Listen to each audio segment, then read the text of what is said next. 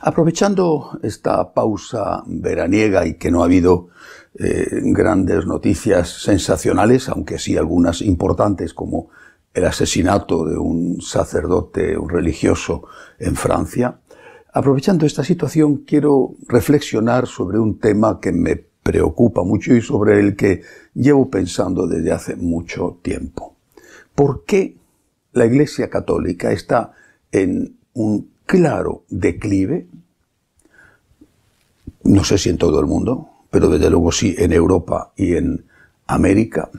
Y en cambio, las sectas, con un origen cristiano o incluso algunas de las llamadas iglesias históricas, con un mensaje muy fundamentalista, están creciendo.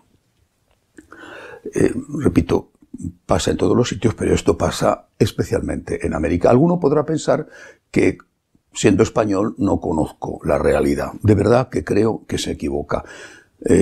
Conozco América de arriba a abajo, desde Canadá hasta el más profundo sur. Y he visitado muchísimas de sus ciudades, los barrios más ricos y los barrios más pobres. Y además hay franciscanos de María que me tienen informado de todo y que viven desde las cumbres de los Andes hasta las selvas de la Amazonía, pasando por los rascacielos de Nueva York, de Miami o de Panamá. Sé al menos lo suficiente de qué estoy hablando. La religión, cualquier religión, tiene que dar respuestas a las grandes cuestiones que se plantea el hombre. Nos guste o no, la gente se pregunta, ¿para qué me sirve la fe? Y la religión tiene que dar respuesta a esta pregunta, ¿para qué sirve la fe? En dos grandes cuestiones que a su vez se van a subdividir. ¿Para qué me sirve la fe para la vida? ¿Y para qué me sirve la fe a la hora de afrontar la muerte? La de los míos o la muerte mía cuando llega. ¿Para qué me sirve la fe? Decía Ernst Bloch, el filósofo marxista alemán, que el éxito del cristianismo se basaba en una parte de su mensaje, la esperanza. Uno de sus libros se titula así, El principio esperanza. Que la esperanza era el gran motor de la humanidad y que era la clave del éxito, de la expansión del cristianismo. Pues bien, la esperanza pasó a ser olvidada. No se habla más de la vida eterna. O si se habla, se hace de una forma genérica, como diciendo que todo el mundo se va a salvar, haga lo que haga, y que no tiene nada que ver la salvación con lo que hagamos en esta vida. Y eso como reacción a aquella acusación de Marx de que la religión, y sobre todo la Iglesia Católica, era el opio del pueblo. Esta infiltración marxista en la Iglesia, esta impregnación de marxismo que llevamos sufriendo en la Iglesia desde hace muchísimos años, se ha cobrado como primera víctima no hablar de la vida eterna. Por lo tanto, la gran pregunta de qué hay después de esta vida queda sin contestar. O si se contesta, repito, de forma genérica, ambigua, todo el mundo se salva, no pasa nada, lo que quieras, porque el infierno no existe y el cielo, bueno, pues es una cosa muy ambigua, muy amorfa, si es que al final creen los que predican que existe de verdad el cielo. Las cuestiones con respecto a la vida, al menos tenemos que contestar cómo afrontar los problemas. Cómo afrontar el éxito, cómo afrontar las cuestiones sociales, las relaciones sociales. Y también cómo afrontar todo lo relacionado con la afectividad y con la familia. Es rarísimo encontrar una homilía católica donde se diga que cuando tenemos un problema del tipo que sea, una enfermedad, un problema económico, un problema de tipo familiar, cuando tenemos un problema, tenemos un tesoro. Esto no existe más. Hablar del valor corredentor de la cruz es algo totalmente o prácticamente proscrito en el mensaje católico.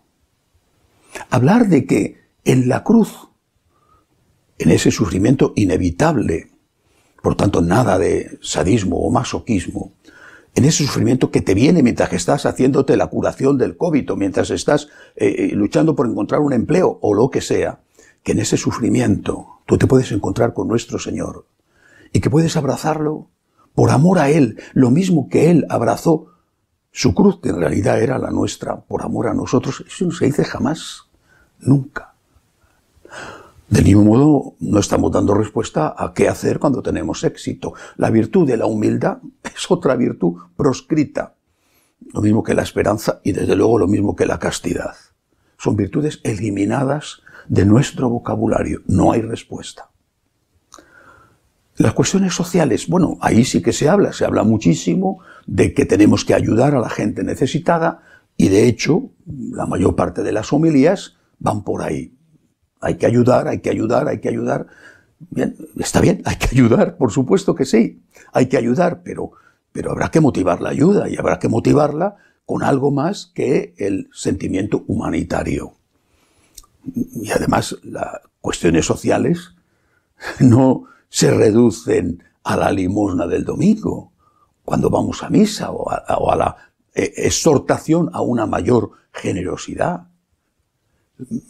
Hace ya muchos años me contaron de Perú, las barriadas en esas zonas desérticas que rodean Lima, sobre todo yendo hacia el norte, esos pueblos jóvenes donde viven en condiciones realmente muy malas, me contaban que había la parroquia y había una o varias capillas de las sectas, que cuando querían conseguir que pusiera el ayuntamiento alcantarillado, por ejemplo, iban al cura católico. Cuando querían ropa o necesitaban algo, iban al cura católico. Pero cuando querían rezar, se iban a la secta protestante. Al cura católico a la iglesia católica iban a pedir. En cambio, en la secta protestante iban a dar el diezmo, aunque fuera poco. Esto me lo han contado y lo he visto. Claro que esto no se podrá generalizar, pero es muy frecuente. No estamos dando una respuesta a cómo tenemos que afrontar nuestras relaciones sociales. En el campo de la afectividad y de las relaciones familiares, bueno, prácticamente el mensaje es que todo vale. Puedes hacer lo que te pida tu instinto, sea lo que sea, con tal de que no sea ilegal. Si te mueves dentro del marco de la legalidad, puedes hacer lo que te dé la gana, lo que te pida el cuerpo. Si le gusta, mientras no haya daño para un tercero, si le gusta, si le parece bien, pues que lo haga. Este mensaje no tiene nada que ver con el mensaje que hemos estado dando durante 2000 años. En cambio, esas sectas que proliferan y que abren a veces espectaculares templos, pienso por ejemplo en los mormones o en otro tipo de organizaciones, esas sectas tienen un mensaje clarísimo, nítido, ante las grandes preguntas que el hombre se va a hacer sobre la muerte y sobre la vida. E incluso muchas veces ese mensaje es una copia del que nosotros estábamos dando antes.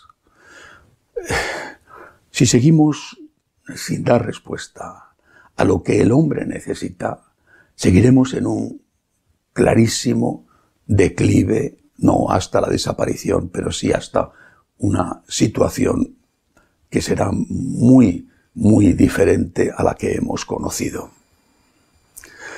Pero no podemos dar respuestas claras mientras la confusión esté como está entre nosotros. Necesitamos dar respuestas a los hombres. La gente sufre. La gente tiene problemas. Todos. La gente enferma, la gente se muere, la gente tiene crisis familiares. De todo tipo. Y algunos hasta incluso tienen éxito. Necesitamos dar respuestas a las preguntas esenciales de la vida y de la muerte. Necesitamos decir, ¿para qué sirve la fe? ¿Para qué sirve ser católico? ¿Cómo te aprovecha? ¿Cómo te resulta útil? ¿Cómo te resulta algo que cambia tu vida, que la enriquece, que te sostiene en lo bueno y en lo malo? Necesitamos decirlo. Es nuestra obligación decirlo.